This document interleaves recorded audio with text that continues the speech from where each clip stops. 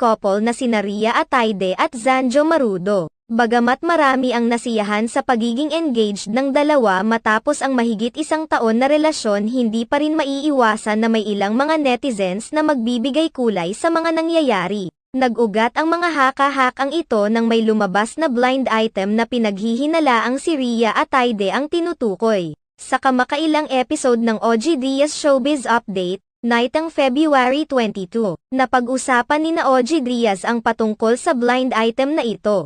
Ayon kay OG Diaz, may mga naglabasang blind item patungkol sa isang aktres na nabuntis ng aktor. Ang aktres umanong ito ay may kapatid na lalaking aktor at ang kanilang ina ay isang aktres. Inilahad naman ni Mama Loy na marami sa mga netizens ang nagtuturo kay Rhea Ataide bilang tinutukoy sa nasabing blind item dahil sa biglaan nilang announcement ng kanilang engagement. Bukod pa rito, ang ina ni Rhea